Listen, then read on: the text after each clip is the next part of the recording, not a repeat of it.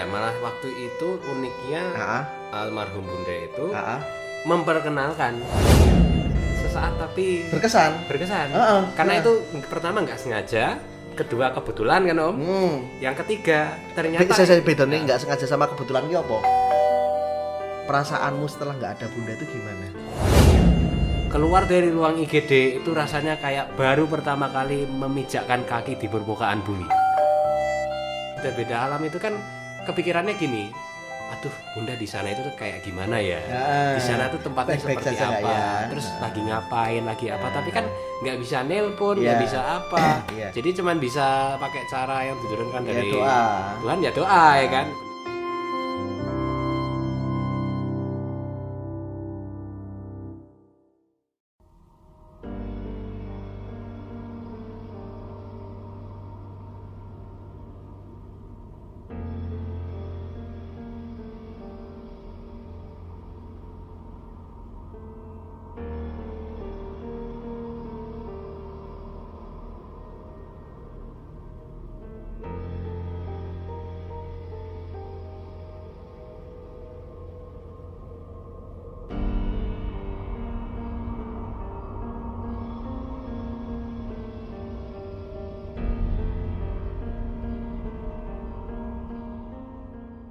Ya bismillahirrahmanirrahim. Assalamualaikum warahmatullahi wabarakatuh.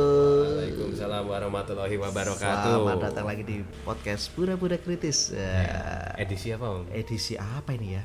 Ini nggak ada edisian sih. Nanti kalau edisi itu yang ini, yang pakai kartu digesek gini itu edisi.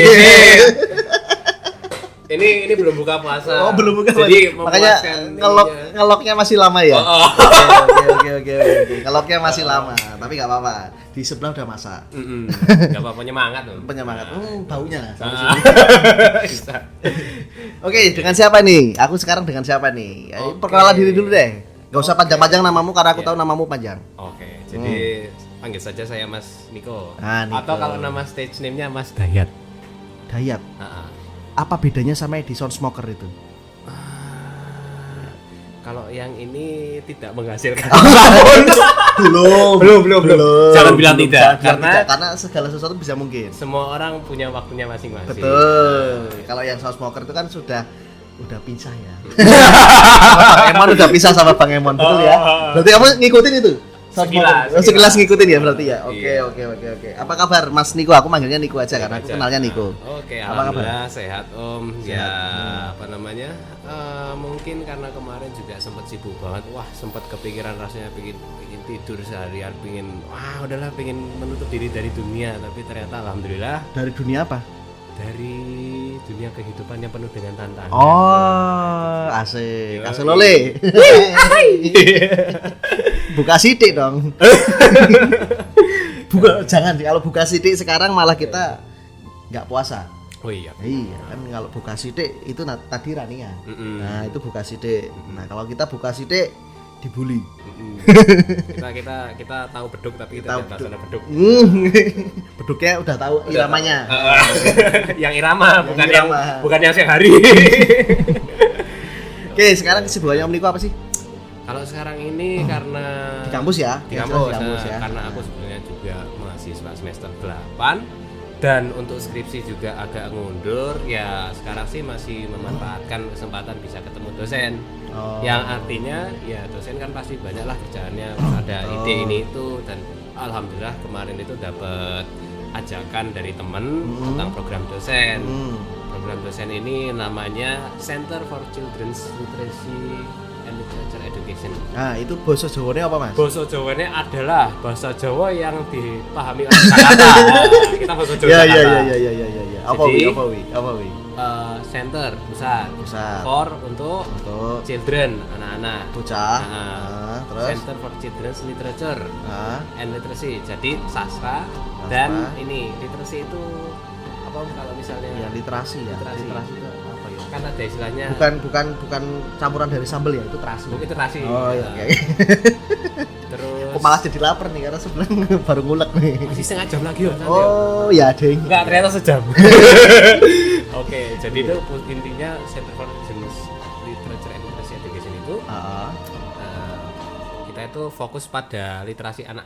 Oh, dan literasi sastra anak. Iya, Sastra anak. Sastra anak. Dan Oke. juga apa itu istilahnya itu kayak lupa ya bahasa Indonesianya apa, literasi itu kayak tingkat apa literat itu loh, baca ini. Membaca. Oke, Nah, oke, tingkat oke, membaca. oke. Nah, Oke. programnya itu sendiri memang fokusnya pada yaitu tadi sastra anak dan juga kita itu beberapa kali mengadakan workshop bukan untuk anak-anak aja tapi juga untuk pengajar dan juga untuk umum itu Ya. gimana caranya meningkatkan minat baca. Minat baca ya.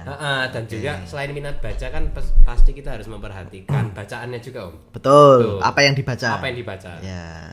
Karena kalau zaman sekarang kan anak-anak itu semuanya udah available lah di internet, ada semua nih. Oke. Mau cari apa cari. Palu apa. gada ya. Apa yang lu minta gua ada. Nah, itu iya. dia. Oke. Nah, jadi kita itu nggak cuman semata anak itu harus membaca, baca ini harus gimana, enggak. Tapi kita juga mengembangkan bacaan itu yang bagus. Seperti apa? Seperti apa? Yang efektif itu seperti apa? Oke. Dan kebetulan karena kita juga fokusnya di program itu pada keberagaman ya Om ya. Aha.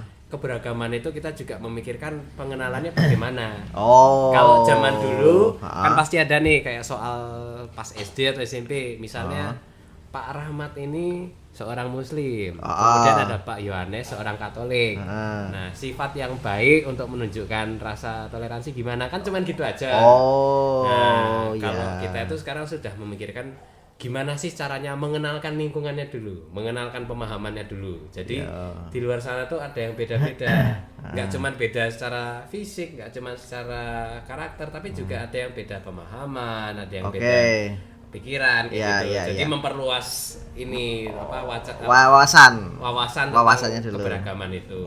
Karena kan kita nggak mau anak-anak itu cuman ngertinya beda. Nah, terus kalau udah beda apa dong? Terima apa enggak nih? Kalau cuman terima-terima aja, loh karena apa? Nah, itu di situ kita mikirnya. Terus kalau kita menolak, loh karena apa? Itu juga harus dipikirkan gitu. Jadi bukan semata yes no, tapi 5W1H. Nah, itu dia. Kalau mau ngomong 5W1H nanti karena jelimet. betul. Kalau mau denger 5W1H ada di podcast ini. Oh, siap. Ini bukan promosi, ini yang punya sendiri kok yang ngomong. Ya harus dong. Iya. Kalau promosi ya aku yang promosi.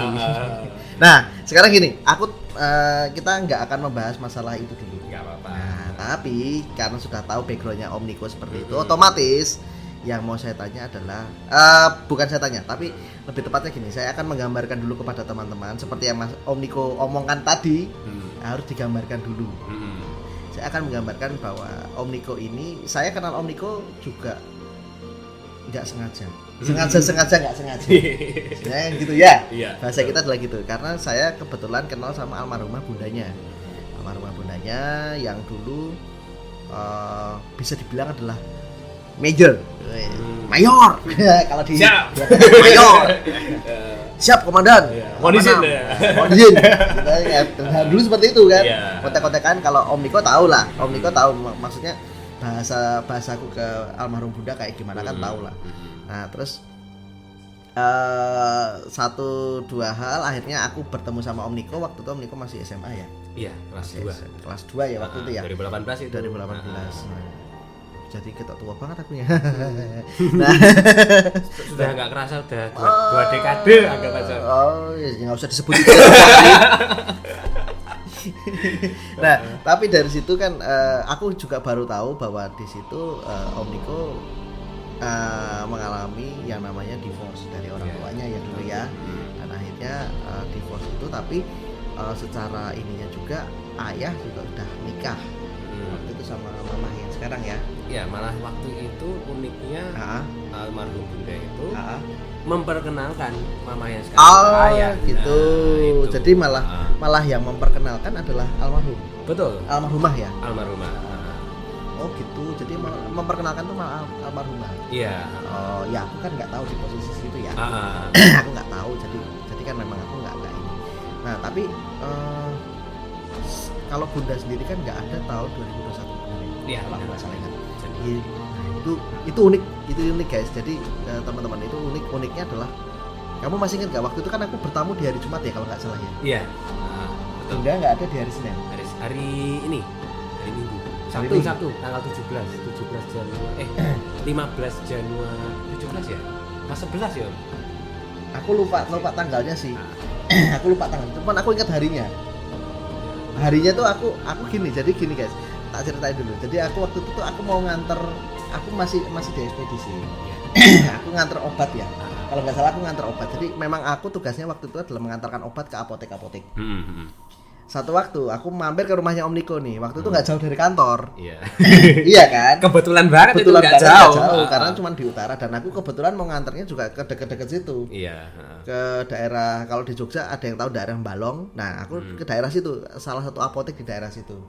Apotek Balong. Nah, kebetulan lewatnya juga kalau paling cepet lewat depan rumahmu persis. Iya, tepatnya Iya, kan? di Dusun Brengosan. Nah, gitu. di Brengosan itulah ya. Jadi udah ketahuan lah daerahnya di mana itu. Nah, di situ aku mampir. Nah, di situ tuh aku mampir agak lama itu ya. Waktu itu lumayan lama. Lumayan ya.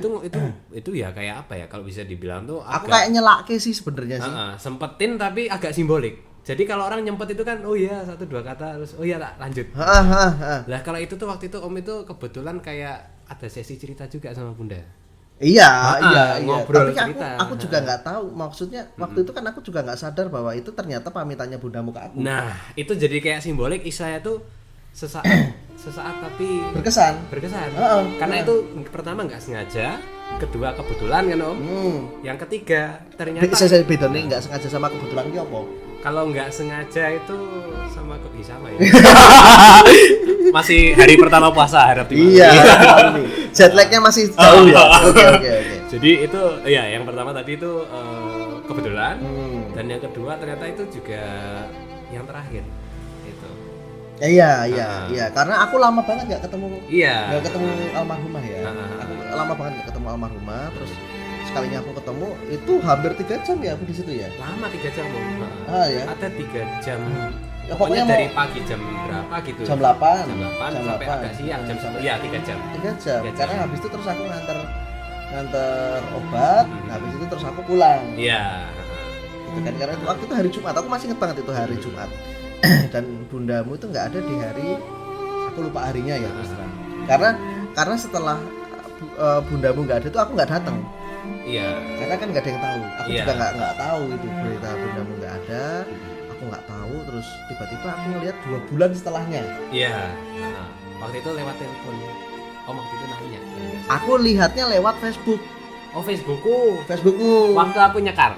Nah, waktu aku ziarah. Betul. Tak foto. Betul. Terus Om langsung PM. Nanya waktu itu. PM tapi kamu nggak balas-balas. Iya itu ya, ingat aku. terus akhirnya tak telepon. Ini bener bundamu nggak ada kan? Gitu. Oh iya.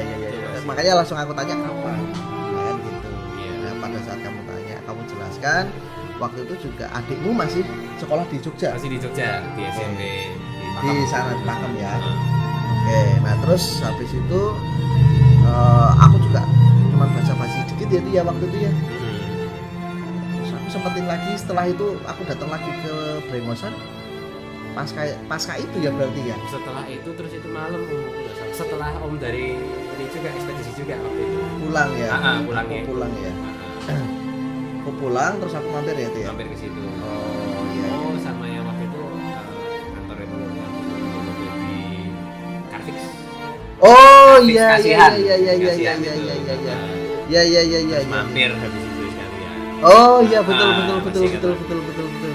Aku minta tolong kamu anterin ya kalau nggak salah ya. Iya waktu itu kan 2 mobil. Terus, aku bawa mobil ini. Aku mobil yang rumah ini tak bawa terus aku telepon kamu, kok aku ditemenin gitu ya. Iya. Masih ingat. Oh iya aku ngambil mobil di Carfix. Terus mobilnya tak taruh kantor. Terus aku pulang sama dirimu. Bareng sama dirimu di Brengosan terus kita agak lama di situ ngobrol. Makan bakso juga. Oh iya. Bakso di utaranya pom bensin mana ya? Dekatnya Melati ya dengan. Iya Boy ya, aku lupa. Aku lupa. Tapi kayaknya iya. Itu makan bakso tapi kita bawa pulang terus. Iya, karena sama adikmu kan. Terus kita sama cerita-cerita di situ. Akhirnya ya di situlah silaturahminya terjalin lagi sampai sekarang. Tapi waktu itu aku juga nggak tahu maksudnya ke depannya Om Niko mau ngapain kan gitu. Karena kan waktu itu juga masih kondisinya masih semi berduka kan. Iya. 2021 ya dia. 2021. Tapi itu bener aku baru 2 bulan setelah itu ya, bener ya berarti ya. Iya, karena waktu itu juga aku nggak pernah bikin Enggak. Kamu nggak pernah bikin statement apapun. Cuman waktu itu karena ya mungkin efek berduka juga ya Om ya. Ngertinya cuman bikin status itu cuman foto waktu di pemakaman, tapi kan nggak kelihatan makamnya siapa juga. Fotonya dari jauh. Nah, aku juga nggak ngeh. Karena habis itu terus kamu upload lagi foto siapa yang meninggal di bulan Maret itu? Om. Nah, Om ya. Adiknya Bunda. Adiknya bundamu persis ya. Iya. Nah, aku nggak ngelihat. Nah, aku baru tahu setelah teman-temanmu ada apa namanya nulis di komen. Nah, itu aku baru tahu bahwa Bunda nggak ada. Iya. Tapi aku nggak mau bicara bundamu nggak ada karena apa? Karena yang jelas bukan karena COVID, karena aku tahu. Iya. Karena aku tahu apa historinya seperti apa. Nah, perasaanmu setelah nggak ada Bunda itu gimana? Kalau perasaan waktu itu ya, Bunda, waktu itu.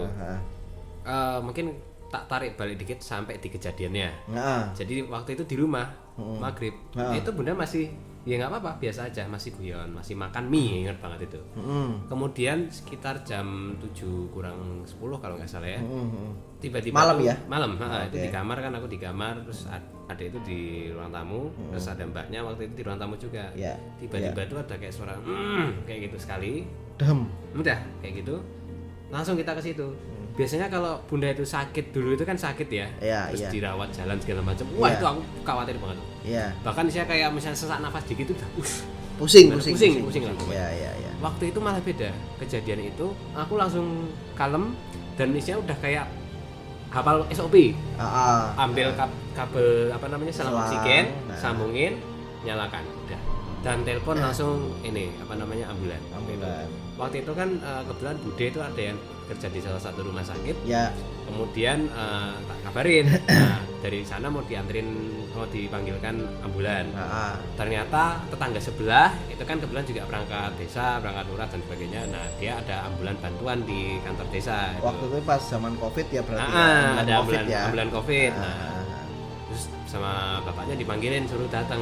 Semua orang itu termasuk mbaknya, kecuali aku sama adik ya Om ya. Itu semua orang udah bingung itu gimana, kelihatan cemas semua. Tapi aku nggak kerasa. Bahkan waktu itu pasang oksigen Bunda nggak gerak gitu, tak pegang masih kerasa detak nih, masih ada. Jadi malah kayak mungkin tenang juga di situ. Tapi mungkin saking paniknya jadi adrenalin ya Om ya, malah kebalik semua reaksinya. Orang ambulannya datang masuk ke dalam, mereka udah nggak bisa ngomong, diem aja. Terus aku langsung bilang, Pak ini tolong dimasukkan ke mobil ambulan. Itu kan di ambulannya karena ambulan bantuan nggak ada tabung oksigen ya, oke lah gitu, wajar lah. Tabung oksigen yang gede itu yang setinggi lemari itu tak angkat masuk ke mobil, nggak mikir, udah langsung aja masuk. Sampai di rumah sakit, masuk IGD di CPR yang nafas darurat itu, bolak-balik sampai akhirnya suster bilang, Mas ini kondisinya seperti ini flatline, garis datar terakhir. Maksudnya kami berduka cita sudah dikeluarkan. Susternya, oh iya terima kasih suster, sudah dibantu dan sebagainya. Keluar dari ruang IGD itu rasanya kayak baru pertama kali memijakkan kaki di permukaan bumi. Kamu ya? Iya, kayak lagi saja. Terjadi ternyata. Sebenarnya dulu sudah kepikiran bahwa suatu saat akan terjadi.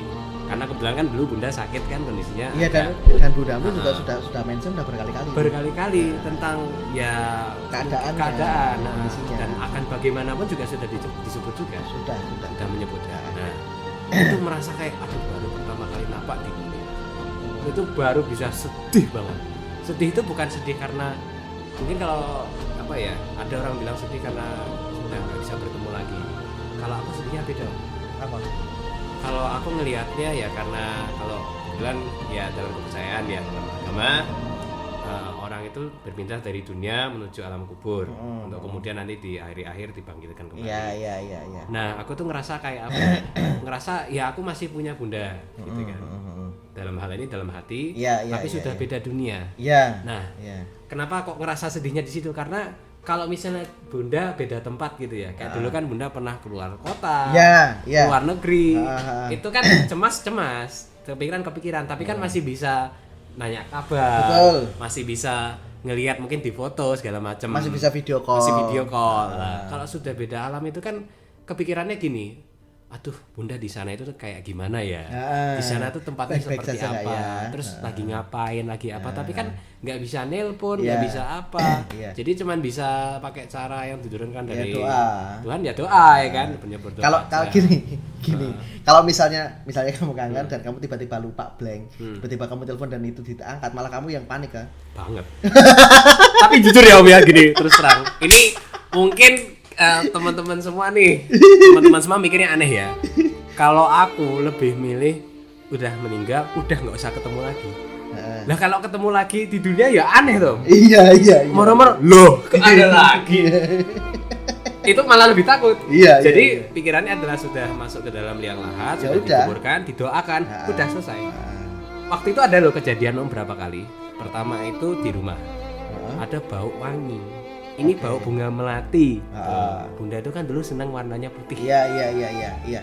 Sampai sekarang aku masih Sampai sekarang masih ingat kan? Aku mikir di sekitar rumah itu nggak ada yang nanam melati sama sekali. Terus aku mikir karena memang Bunda juga cerita dulu waktu almarhum Eyang Om meninggal itu juga sama, ada kebau melati gitu kan. Iya. Aku mikirnya ya mungkin itu karena psikologis atau sugesti kan Om. Iya. Terus ternyata aku coba nanya sama mbaknya, waktu itu mbaknya masih di rumah kan. Mbak, kebau melati nggak? Iya ya mas. Nah, percaya nggak percaya loh, serumah bau semua. Itu. Terus aku mikir ada apa sih gitu kan. Sudahlah, aku pikir mungkin cuman kebetulan ada bau lewat nih. Nah, terus pernah suatu hari bulan Februarinya kan sebulan tuh. Sebulan nih. Udah Maret berarti udah 40 hari udah lewat. Oke. Februari. Nah, itu. Betul. Aku makan soto di Kridosono. Bunda itu dulu seneng banget kalau sebelum waktu itu kan sebelum cuci darah ya karena sakitnya itu, dan sebelum aku sekolah pasti diantar makan bareng di situ di soto Kridosono. Yang pojok. Yang bukan di pojok, yang di antara mie Bandung sama apa sebelahnya itu. Iya. Apa pojok itu ya? Nah, Nah di situ aku makan sendiri Om. Saya cuma pingin makan aja karena emang enak kan, nggak mikir aduh ya ingat ini enggak. Duduk di tempat aku kebetulan biasanya duduk sama Bunda. Iya. Tiba-tiba duduk nih makan, bau lagi, bau wangi melati lagi yang sama persis. Kan bau bunga kadang beda-beda, ada yang agak seger, ada yang enggak. Iya. Ini baunya persis banget, bukan kayak bau parfum, kayak bau bunga beneran. Aku lihat di sekitar situ pohonnya kok kadinya mangrove segala macam gitu. Iya.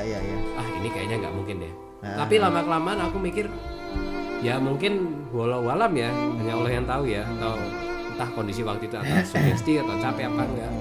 Tapi ya aku nerimanya ya sudahlah, mungkin cara memuaskan kangennya kayak gitu aja. Iya. Kamu boleh kangen sama tempat atau stage yang biasa didatangi sama almarhum, tapi di situ dihadirkan juga mungkin dari wangi itu tadi. Mungkin betul. Atau mungkin memang ya mohon maaf nih aku agak bercanda ini. Mungkin bundamu juga pemaam juga itu di situ. Iya lagi sarapan itu nungguin. Iya nungguin. Bikin di soto. Soalnya aku pesennya cuma satu. Oh kurang ajar kan?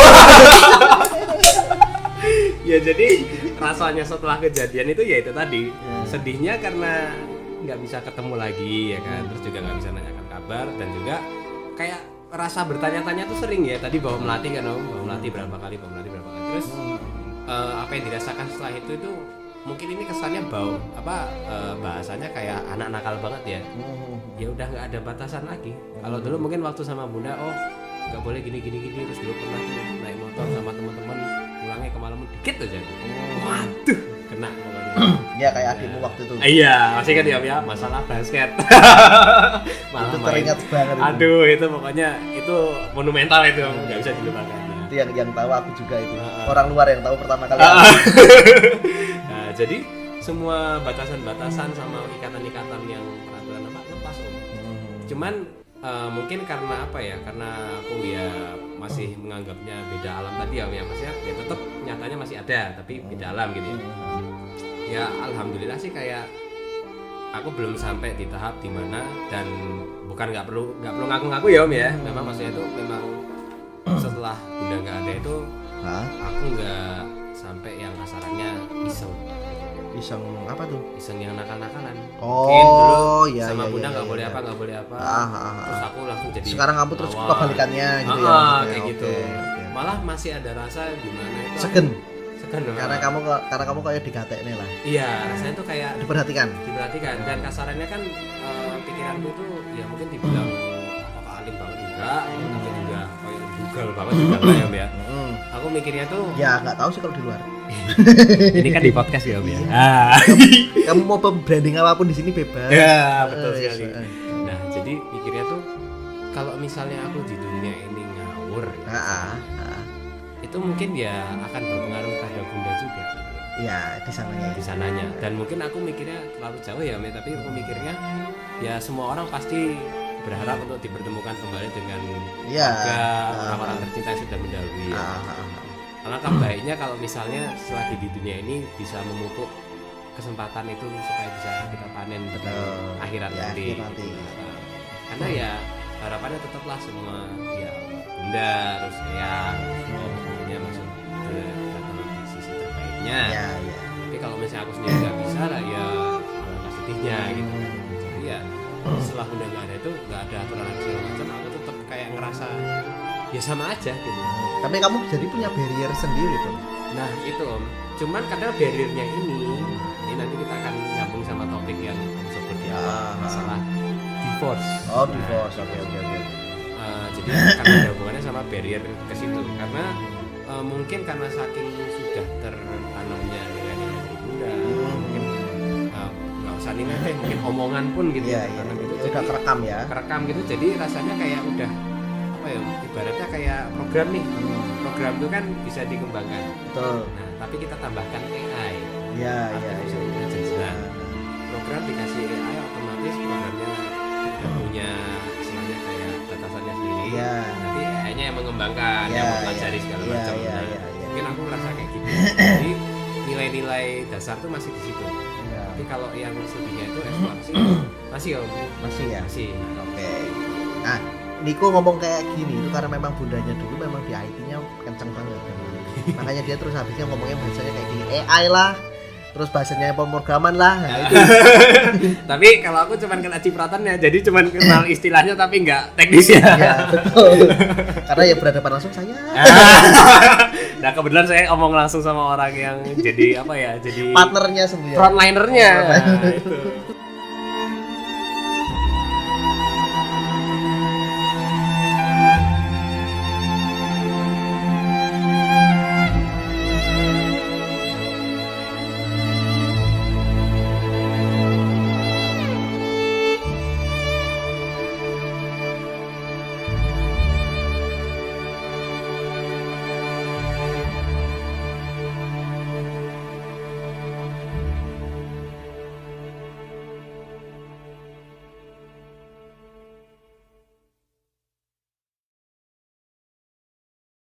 Maafkan aku. Karena ayah itu kan orangnya saking independennya, itu kalau nggak ada yang ngingetin, ya keterusan. Pesan pertama itu kayak udah pulang ke rumah, kayak mudik, bukan kayak memperkenalkan diri ke siapa-siapa enggak. Bukan kayak menjadi seorang tamu. Iya, nggak kayak tamu ya, kayak di rumah kayak santai. Waktu itu kan masih ada mungkin karena kebawa emosi ya. Waktu itu aku sempet ngeblokir kontaknya mama sama ayah gitu kan. Terus besoknya aku unblock. Kalau namanya orang meninggal itu dikasih ini malaikat mana-mana mesti udah diacarani. Iya sih. Kalau namanya orang mendadak itu meninggal ya wajar toh. Iya.